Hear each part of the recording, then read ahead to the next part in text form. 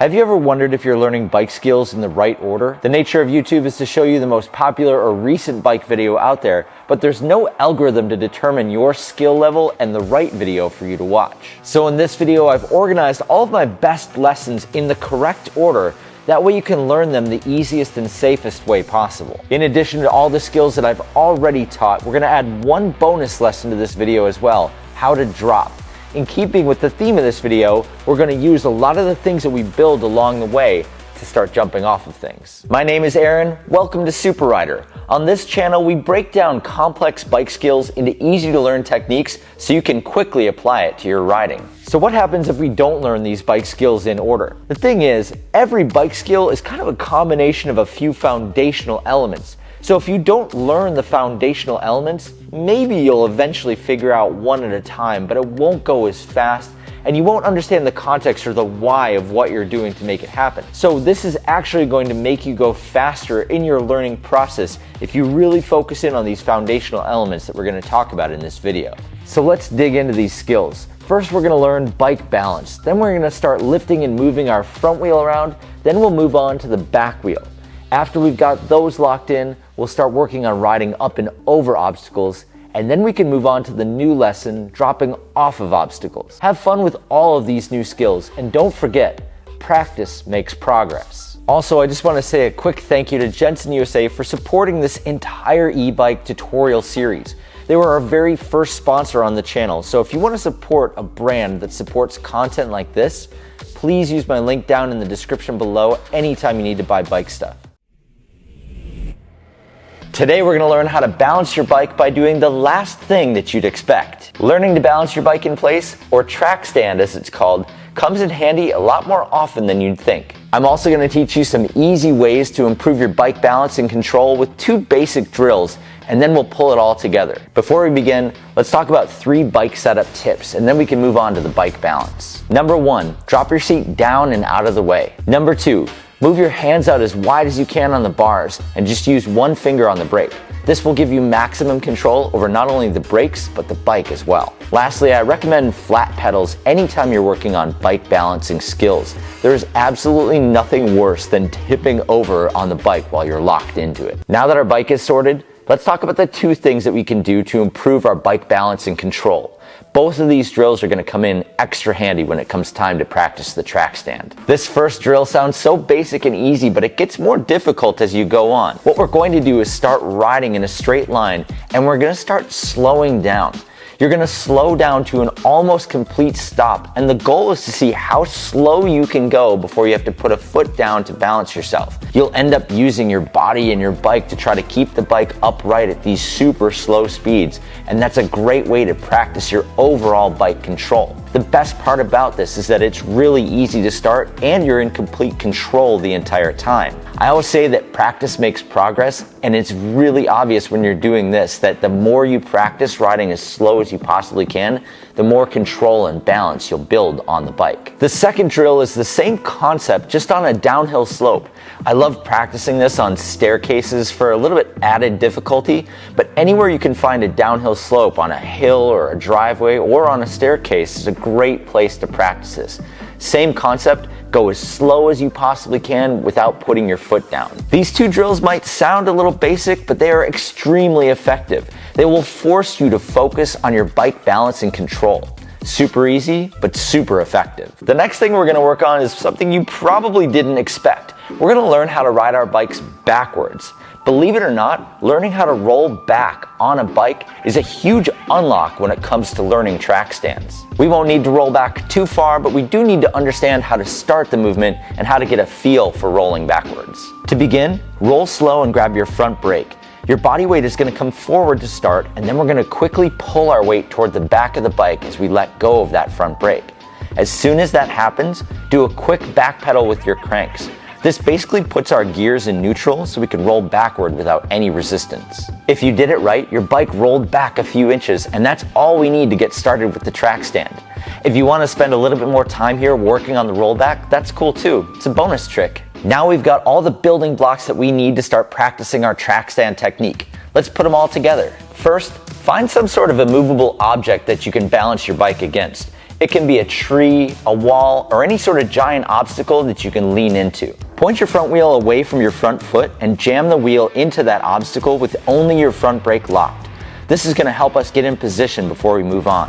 One quick note here, there's always a lot of discussion about which direction to point your front wheel when you're track standing, and I always recommend that you point your front wheel away from your front foot.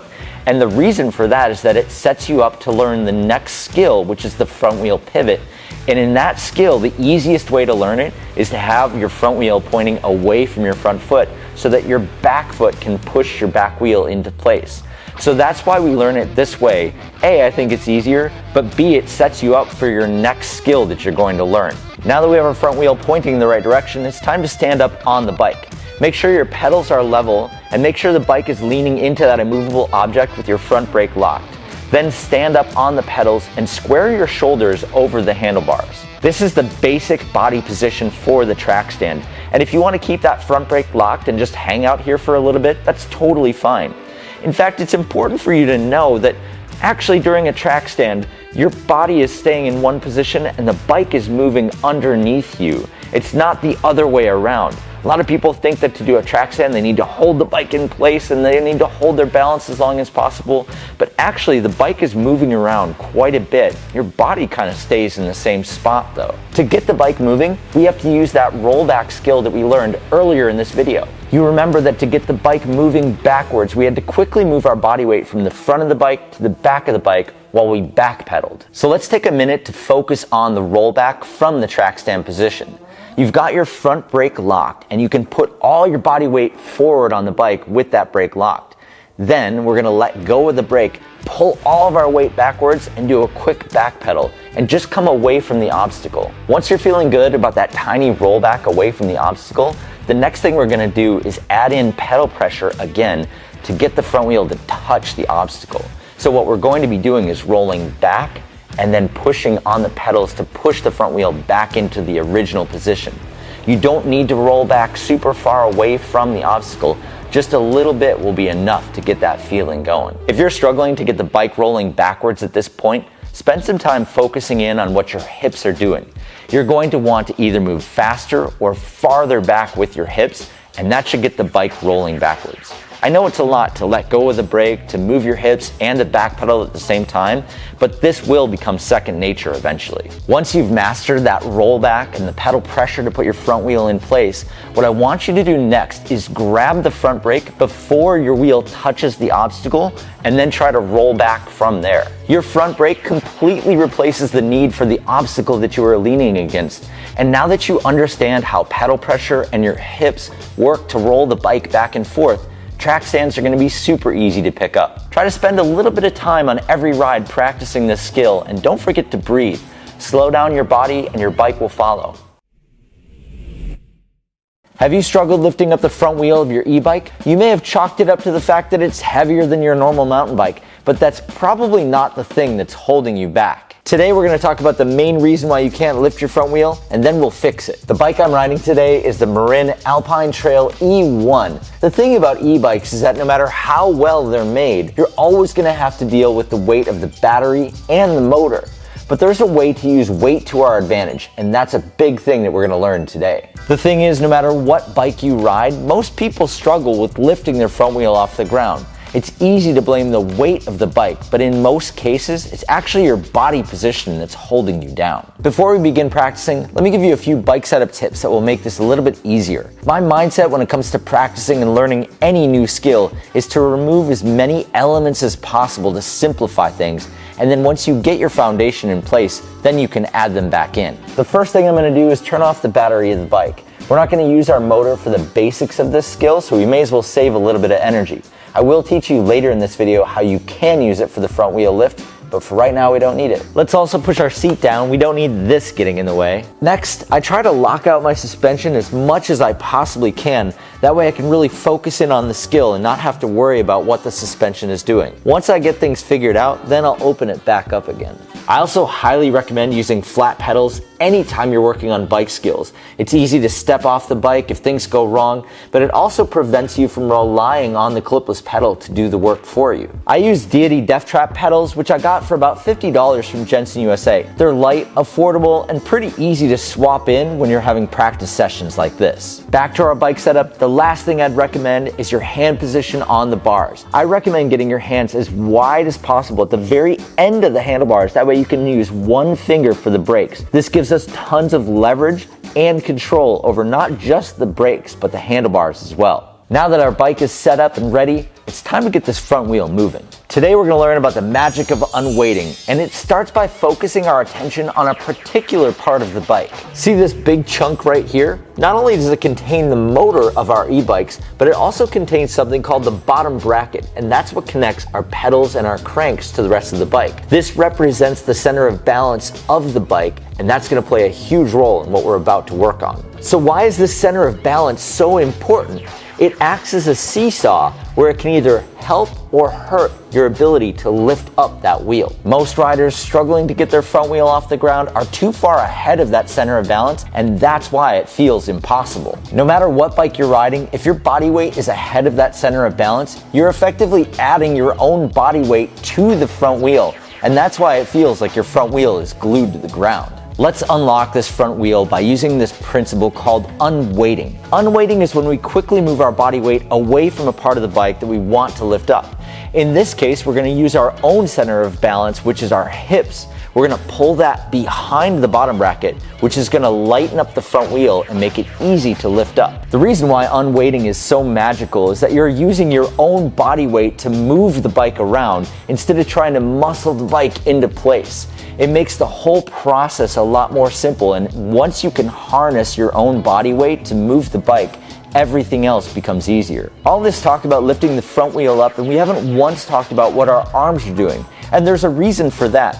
I want you to understand how important your hips are with this whole movement. They're driving most of the front wheel lift. Your arms are truly there just to kind of guide the whole process.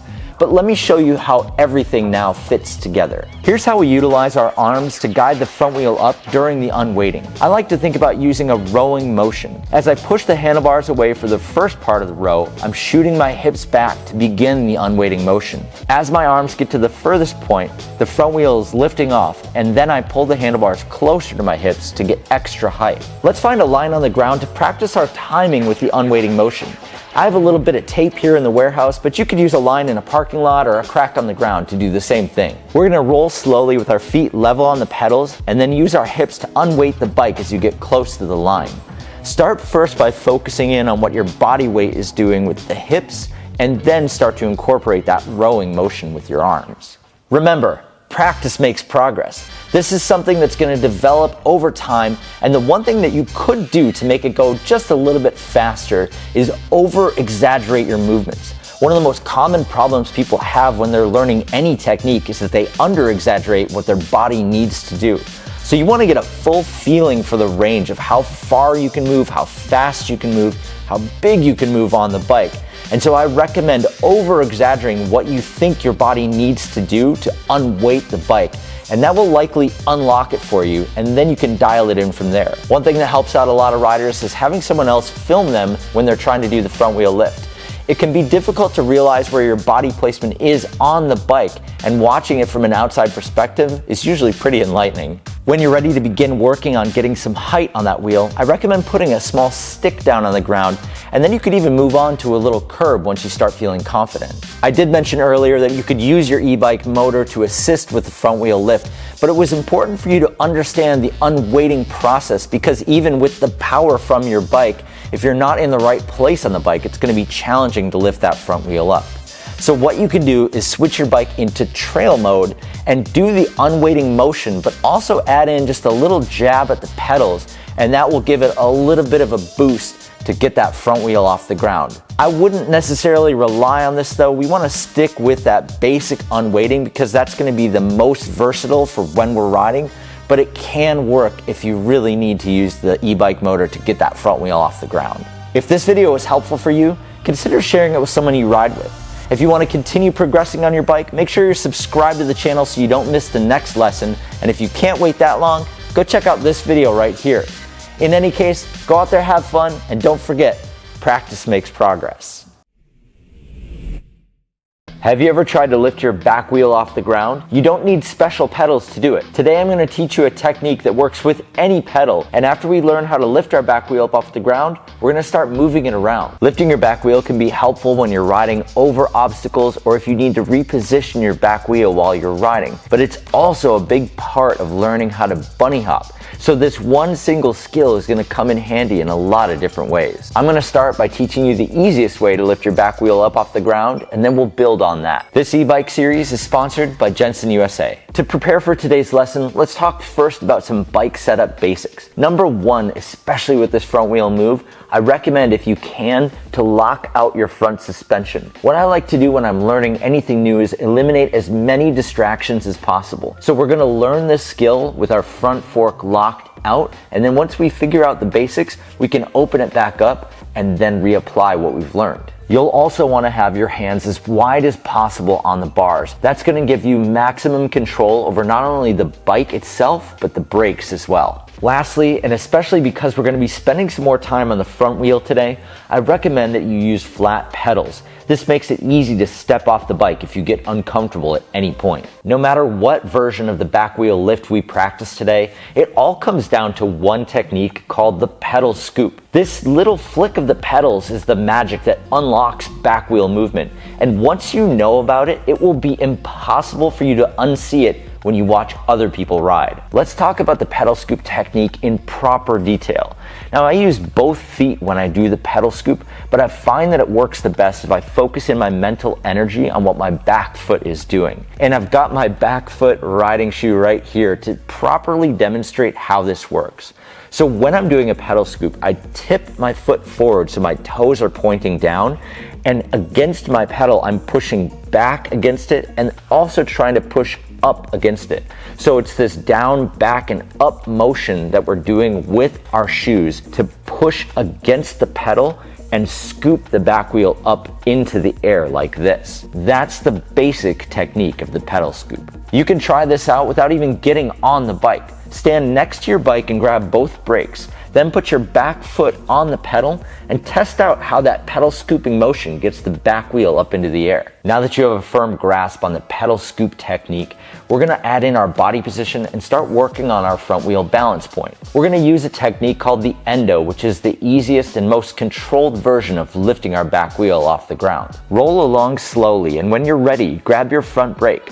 Let the momentum of the bike push your body forward, and then scoop your pedals to bring the back wheel into the air. What you've also just learned is the principle of unweighting. When our weight comes to the front of the bike, it makes the back wheel lighter, which makes it easier to lift up off the ground. Keep this in mind, it's going to come in handy as we progress. Grabbing that front brake to lift the back wheel in the air is a fun and easy way to start this process, and you can stay here as long as you want to get comfortable with it.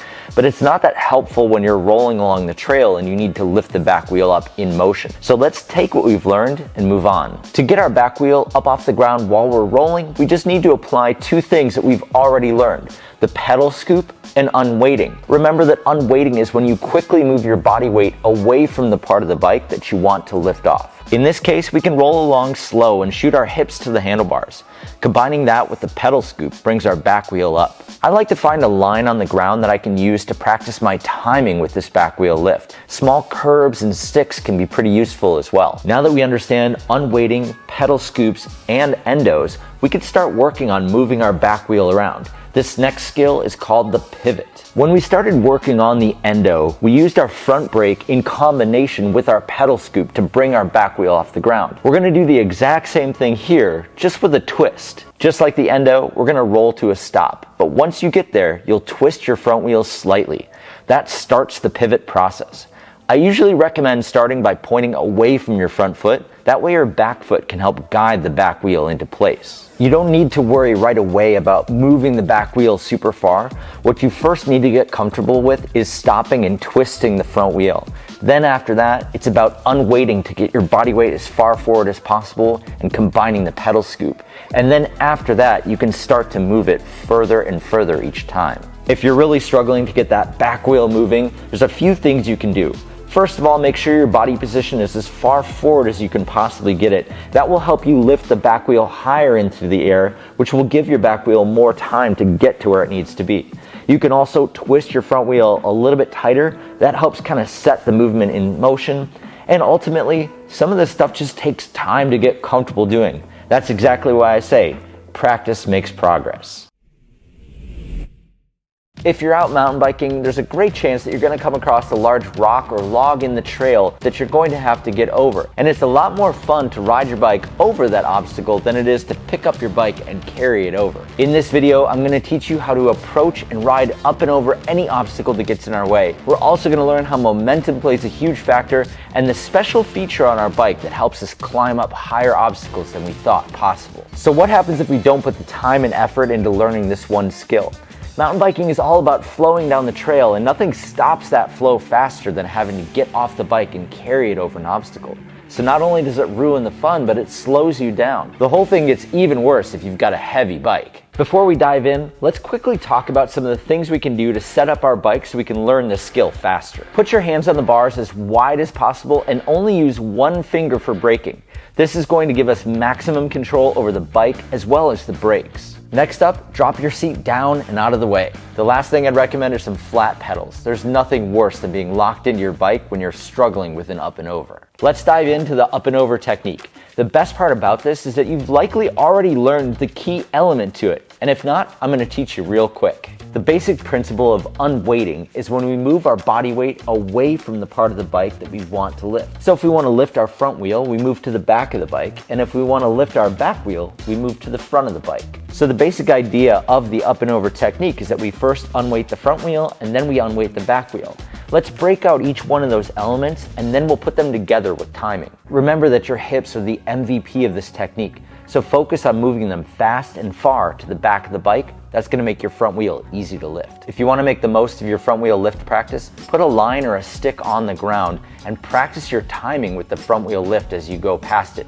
That's going to help us as we progress. Moving quickly onto the back, the same idea of unweighting works here, except in the opposite direction. Our hips go from the back to the front of the bike. We need to add in one more thing to the unweighting to get the back wheel off the ground, and that's the pedal scoop movement. The pedal scoop is a motion that we use to guide our back wheel into the air. I've got my shoe here to demonstrate exactly how it works.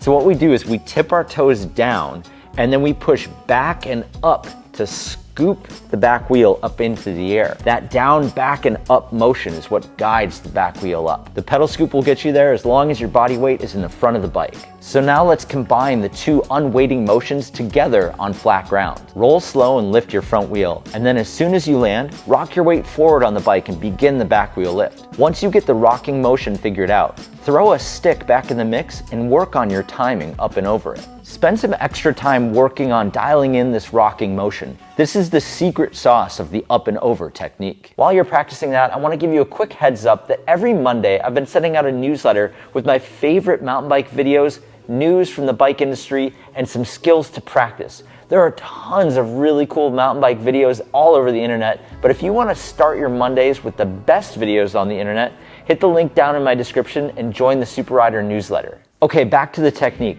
Since we've now figured out how to lift the front and back wheels over that line on the ground, now we need to find an obstacle that we can practice it on. I recommend something small like a curb where it's pretty low consequence and you can just focus in on the technique. Then you can eventually add more height to it. I actually learned how to do this on a set of pallets in my parents' basement. Now that we have an actual obstacle to ride up onto, we need to think a little bit more about our approach to it, specifically when we lift our front wheel to get it up onto the obstacle. My rule of thumb is that the height of the obstacle is the same as the distance that we take off away from the obstacle. So the higher the obstacle, the earlier I pull up on the front wheel to get onto it. Let's walk through this technique start to finish and I'll show you how it all comes together. As we roll toward the obstacle, we unweight the front wheel.